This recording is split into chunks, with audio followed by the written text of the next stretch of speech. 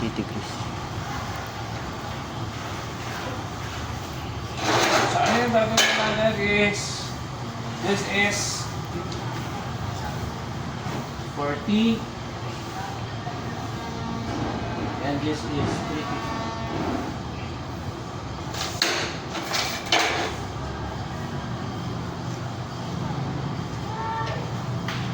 Natan ha?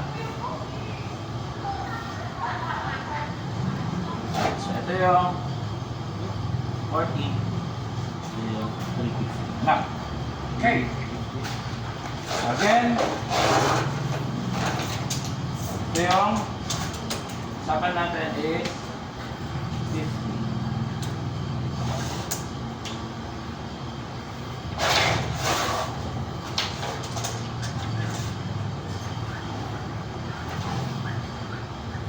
Okay. Ayan yung 50, di ba?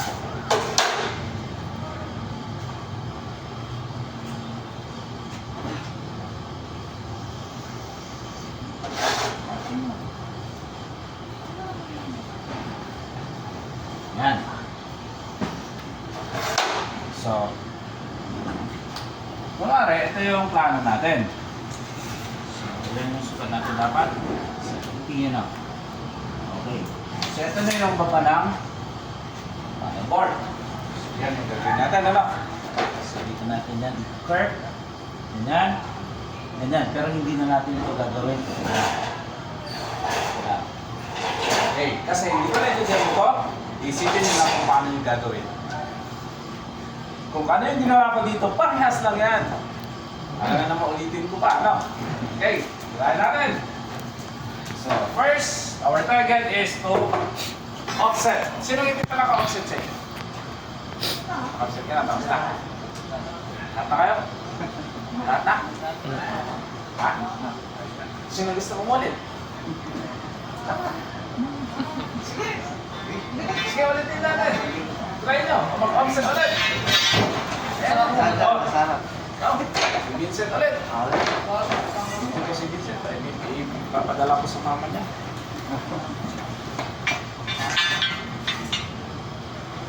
Yan. Okay.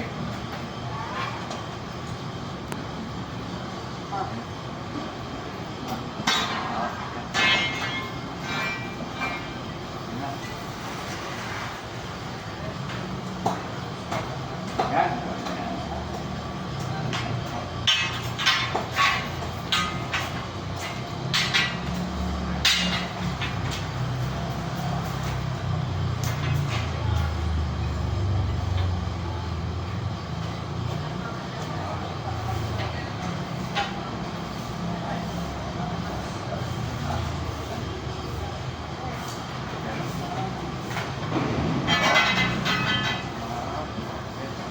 Wala.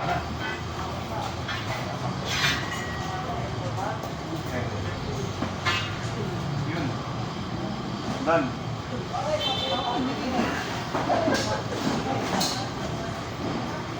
Yun. Try natin. Oh. Apat. Try niya yan. Oh. Yan. Mataas. Mataas. Ano yan? Yan. Okay, ito lang. Mataas ang konti. Pero yan. Walang problema. Okay, so ang target natin, kung kunwari, naayos nyo na, maganda na yan, diba? Maganda na yung offset niya. Okay, parang hindi yata tatamaan.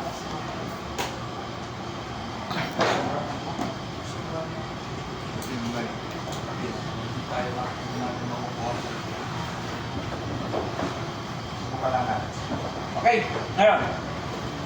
Our aim is to bend on the left side, diba? Kasi left side yan, hindi doon sa kabila, sa right side. So, ibig sabihin, yung offset natin, kung i-imagine natin, nasaan? Nandito or nandito? Nandito sa kabila. Saan sa idea yun? Doon. Sa kabila, sir. Sa kabila, bakit? Dito sa kabila. Okay, dito natin ipipiklo, ano? Okay, take note, imagine nyo, hindi pa yan na piklo ng 90 degrees.